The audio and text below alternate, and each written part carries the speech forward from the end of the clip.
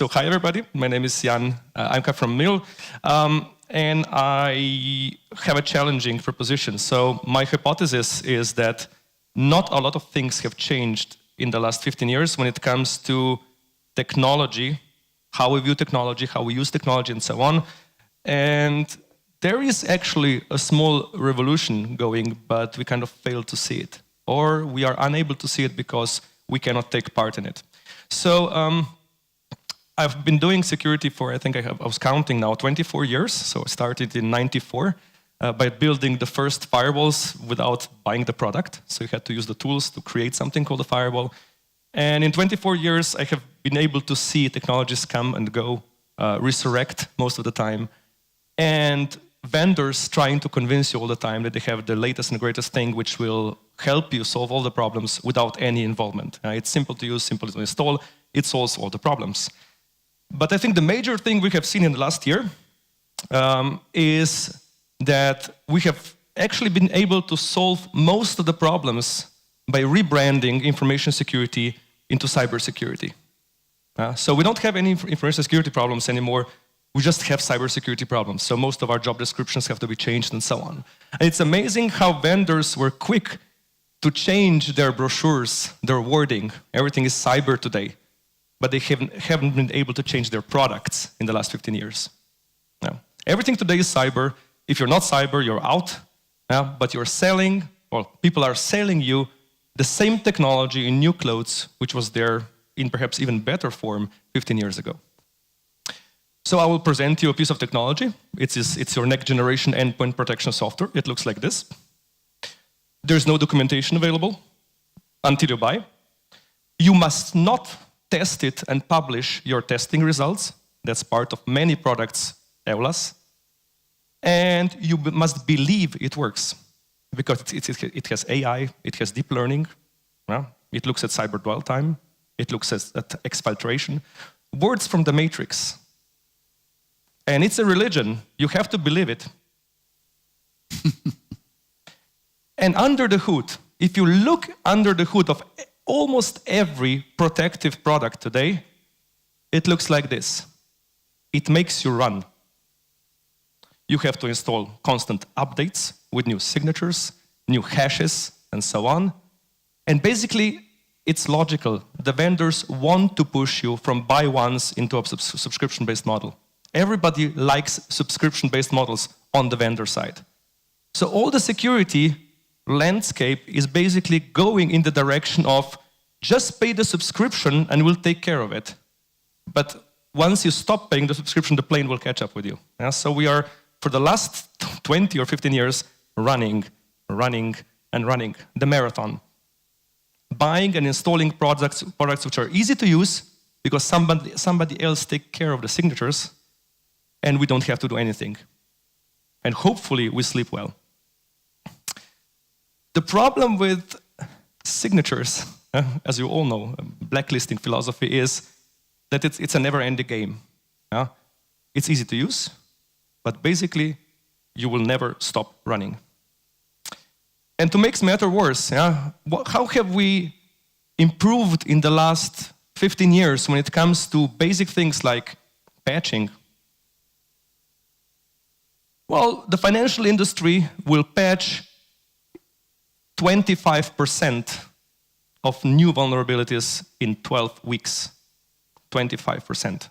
So 1/4 of stuff gets fixed in 3 months. And when you look at a financial institution, it means that the majority of their systems is vulnerable to known issues all the time. Like 90% of the applications a bank will use. And this is known problems. One thing, just food for thought. If you have a browser and a new vulnerability comes out, a remote code execution, and you say, oh, it's a new vulnerability, we have to patch it. It was there for like 3 years. It's not new. It is new to us. So it's just a matter of who finds it first. And you know about the prices for exploits and so on. So what the vendors don't want you to believe, and by the way, I'm coming from a kind of a vendor, so don't trust me. But what the vendors don't want you to realize is that attacks don't really change over the years. I compared the results of own-to-own competition last year with the results of the first one 10 years ago. They are the same exploits. They are 10% different. The ways we attack systems, or the ways the attackers attack systems, do not change significantly. Yeah? But the vendors are always trying to convince you they do. The attacks are getting more sophisticated, you have to buy this and this and this and signatures, blah, blah, blah. What does change is how people monetize this. Last year it was ransomware, and we haven't heard from ransomware yet. I think the big ransomware is still coming. Not the one which encrypts your disk, but the one which changes your database. Or uploads all of your data to the internet and says, we will publish it if you don't pay. And our problem is not the attackers, it's how difficult it is to defend ourselves. Our systems are too complex to defend properly. We cannot erase all the applications and start greenfield. You of course agree. But we also cannot take proven good security concepts and install them onto a mess, which is our IT today. That's why we are doing patchwork, blacklisting, all the subscription-based models, because they kind of semi-work without breaking stuff. But we actually have to break a lot of stuff if we want to take the next level in prevention. And nobody seems to understand that the magic products don't work. That we have to do hard work. We have to lift our security culture a little bit. And we'll try to discuss how this can be done today, this year, with relatively little pain. And also, I tend to compare security engineering sometimes to safety engineering. In Slovenian language, we unfortunately have one word for both, varnost. But safety engineering is completely different from security engineering. Safety engineering deals with, let's say, chance events which can happen to you, while security basically deals with attackers. But compare, for example, the progress as the humanity has made in making fly-by-wire airplanes. We have extremely, extremely safe and reliable systems which allow computers to fly airplanes. Do we have anything comparable in security? No. So, if you're planning your security investments, so you're saying, okay, well, I will buy this, I will buy this, I will install this, I will have this, So when you're doing a plan for the future, and say in 10 years, we have a journey of security, we will start with the basics and then we'll implement this, you typically say, okay, let's do the simple stuff first. So you kind of, if you think a little bit, you make a graph and you say, I want to basically start with things which are easy, cheap, but perhaps not very effective, but at least I will be able to grab some of the lowest hanging fruit. And you do some of the basic stuff, the hygienic stuff. You install a firewall and IPS. It has to be next generation, of course. And then at a certain point, you say, okay, I have done the basic stuff. Now let's do the interesting stuff which really would make a difference and which is really adapted to my environment. And you start thinking about network behavior detection, you start thinking about WAF and so on. But at a certain point, everybody hits a block. There is a line which you cannot cross. Either the product is too expensive, too difficult to run, you don't have the skills in-house, you have to engage 3 teams, a WAF, to handle it. And there are some silos organizationally which cannot provide this kind of support. Everybody has a problem when going up the stack, when doing better and better prevention. And at a certain point you say, I am unable to do this. I cannot whitelist my applications because my environment is too dynamic. I cannot use a WAF because my developers change the code every week. I cannot sandbox my browsers because I have so many plugins that the browser is doing everything all over the place in my OS. So everybody hits a certain barrier. And we have this picture of we will slowly create the puzzle of security by filling in all the blanks.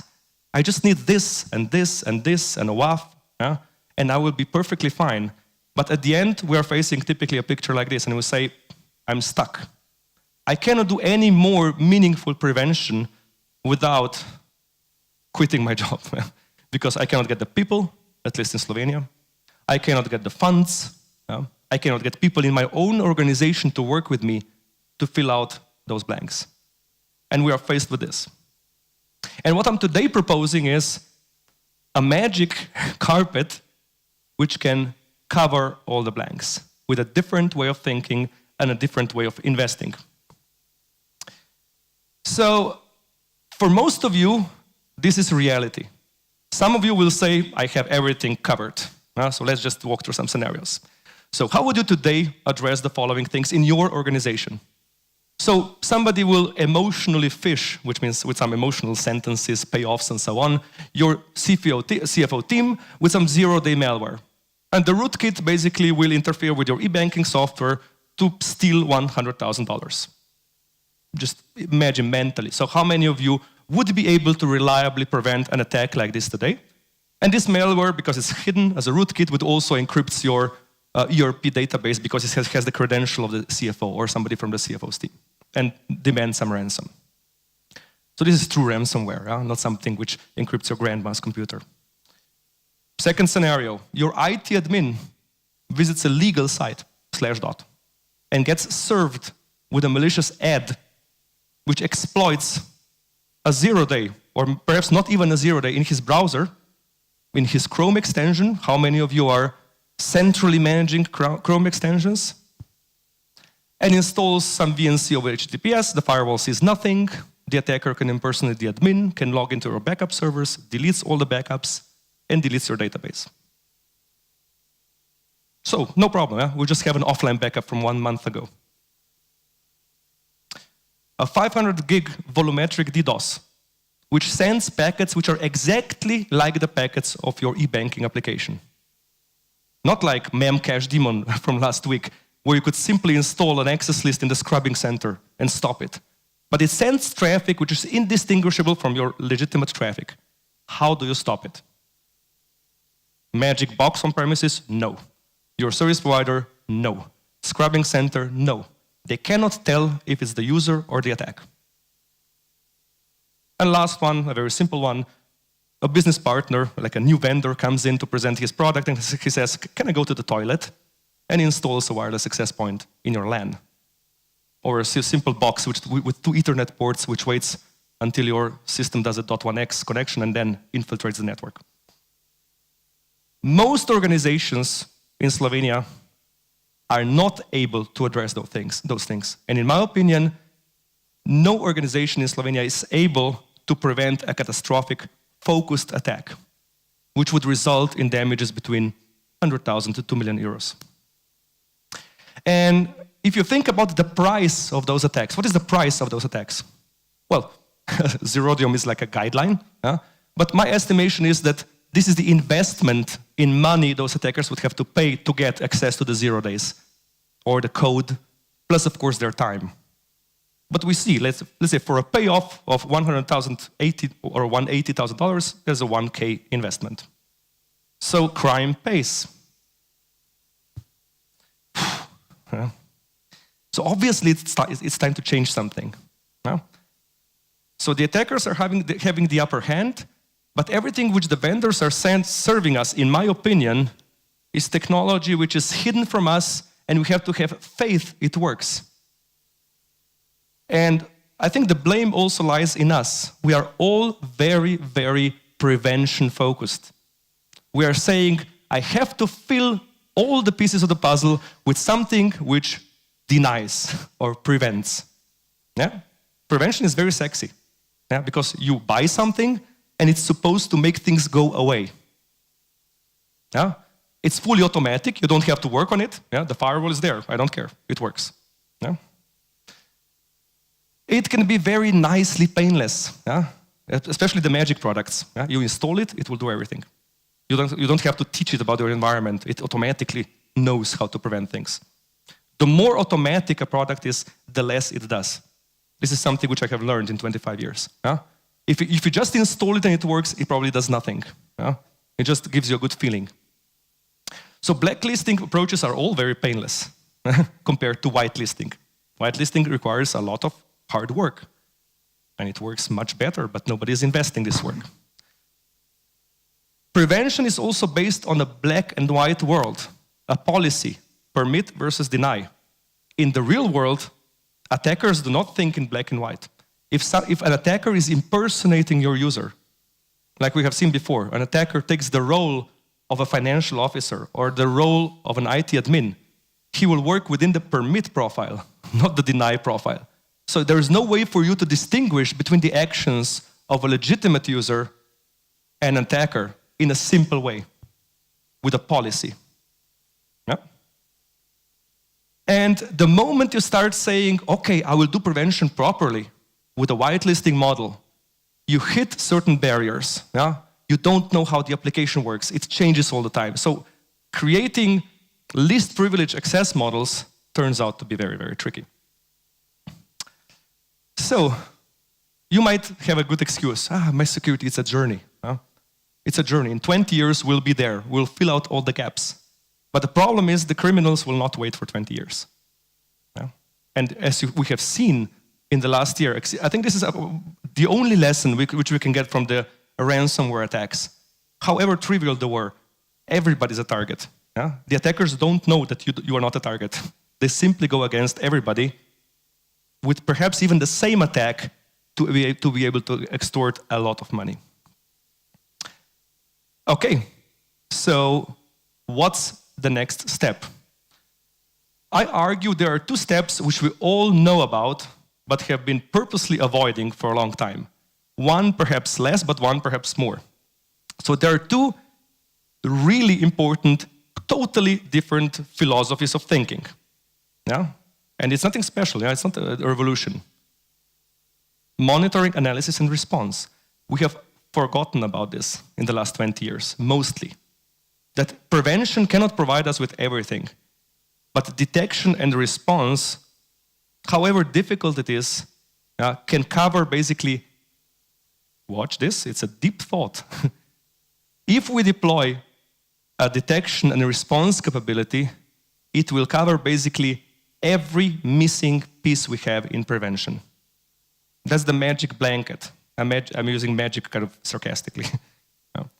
But the moment you deploy this capability in your environment, it is extremely likely that this capability will catch almost every activity which you're not preventing and is suspicious. Think about this. A single control, basically, which covers a wide range of things. So this basically has the effect of quickly and quite cost-effectively providing you with coverage of all the missing pieces. The second thing, for those of you who think they have all the pieces in place, is if you deploy this capability, it gives you much higher security assurance, which is different. Remember, if you've been to my talks, I always talk about the belt and the suspenders. If one fails, your trousers still don't fall down. And this kind of capability basically says, if any of my prevention will fail, and it will fail because of bugs, misconfigurations, people, I have an additional safety net. But that's a secondary thought. That thought is only for those of you who have high security maturity in your house. But the first one I think is really important. Covering everything which we're not covering or are unable to cover in the future with one single net. But why haven't we done this before? I had a presentation in 1997 on the same topic. And I said, yeah, tomorrow we'll set this up with every single organization in Slovenia. Why haven't we done this before? Because it's so difficult. Yeah? First of all, because it's sometimes hard to articulate this, why you need this, unless you understand what it will do for you. And secondly, because it needs extremely high levels of expertise. And in Slovenia, we are somehow limited to this because most of our talent pool will go to do operational duties and not this. And the second part, which I think is something which we have been doing, but it's not, I think it's not so difficult to do, is all different forms of proactive auditing. We have done this. So this is nothing new here. So from pen testing to modern pen testing, which is called active threat hunting. But the really important thing, I think, is this deep thought. So this is something which I really want you to remember. I think this is philosophically extremely important. And to make this kind of decision, typically there is some kind of a term for this, which is called a SOC, Security Operations Center. And how many SOCs do we have in Slovenia right now? I don't know. not a lot. But the argument you might have is, but we have a CM system, we don't need a SOC. Yes, I have taken a picture of your CM system. I took the liberty. Yeah? CM systems, of course you do. Yeah? How many people do you have who are dedicated to looking at your CM system output? Dedicated. I mean 100% dedicated. Is it your firewall admin who also looks at the CM? Probably. Is the person who is looking at the CM trained as a penetration tester and as a forensic specialist? Right. 90% of CM systems I have seen in Slovenia are dead in the water. They are running. If they're running, people say, we have them. On the audits, there's a check mark, but they do nothing. If you have a CM system, my typical question is, do you have false positives? Is the CM system giving you information which turns out to be not important? And if people say no, then I say switch off the CM system. The purpose of the CM system is to give you reports also on suspicious activity, which means false positives are a nice to have feature. But most people think the other way around. I want to shut up the CM so it doesn't give me too many alerts because I only have 15 minutes per day to look at them. And that is the value added of somebody who is dedicated to looking at things. They have the luxury of looking at in the gray area, in suspicious things. Moreover, CM is like blacklisting. Most people use CM for correlation, which means it will know what patterns to look for. But most of the advanced attacks do not follow a pattern. We catch them by looking at things which look out of the ordinary. And the CM system only provides you with one part of the picture. So that's why you need brains. Because human brains are the best tool to detect something out of the ordinary. So how many times have you looked at your data and said, this looks weird, compared to CM has detected a new correlated incident? Yeah.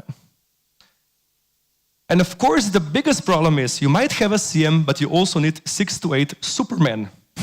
We have been compiling the skills needed for people who are doing SOC duties. This is in Slovenian, by the way, but it turns out that there are probably 10 people with those skills in Slovenia. And everybody would like to have their own SOC. So those are people who you have to constantly train. You have to pay at the highest level of engineering. And it is very unlikely that we will find more than a couple of SOC centers established in Slovenia with this kind of expertise. And you need a minimum of 6 to 8 people for 24-hour ops. Okay, so how do we change our game? My suggestion is stop believing in magic. And stop investing in magic. Stop investing in products where you have to keep running additional subscriptions which give you new hashes and so on. Huh? And evaluate what you have been investing in your prevention to see how does it really work? Is it blacklisting? Is it just another blacklisting product? Or can we do better? And start investing in brain power. Brain power, I think, is better than magic. It's quite kind of a rational approach. So, how do you create your own SOC? So, simple. Hire 6 to 8 highly trained security engineers with focus on penetration testing and forensic analysis. Simple, yeah? If you find one next month, I will congratulate you. They will cost you around 350K per year. That's my market assessment. So you have to have this budget ready. And you have one more problem. The gods do not believe in you. By the gods, I mean Gartner. Yeah? Gartner says, most of the people will find it impossible to build their own SOC because of those limitations. And if you take those limitations to the Slovenian market, they're all more acute. Okay, so one option, which I think will be the model for most Slovenian customers who want to change their game, who want to basically say, I don't want to invest into new magic technologies anymore. I want to have a covering umbrella which will catch everything which I'm unable to catch using conventional means. I think this will be the typical model in Slovenia. So you will have a service which offers you the minimal features of monitoring, analysis, and threat hunting. So both observation of your environment and actively looking for issues. You will have a team which basically brings you a custom response, a recipe, by saying, this happened, do this. So you don't have to do the brain work yourself. Or also come on site if there is a significant issue, DDoS attack, and so on. No? You will need intimacy, which means the team which works for you, the external team which works for you, will have to know your environment better than yourself. This is a very daring statement, yeah? Somebody externally knows your environment better than yourself. But in my experience, when I work with big organizations, if you talk to one group of people, the network guys, they don't know a lot about applications. The application guys, they don't know a lot about networking. Huh? And a group which is external, in some time, gathers more knowledge about your environment than your own people.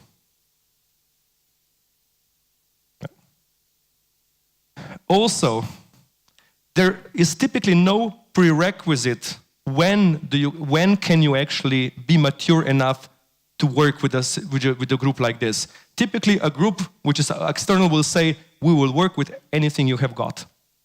Yeah? So they don't require you to buy 10 new firewalls, 5 IPSs, and so on. To a certain sane degree, of course. Yeah? And of course, they should provide continuous tuning of your environment. And of course, have some kind of honest SLAs. So if we detect something, we will let you know in an hour. Okay, if you're thinking about deploying this, you might be thinking, okay, if I use this in my environment, what are the questions I have to ask somebody external to provide this feature?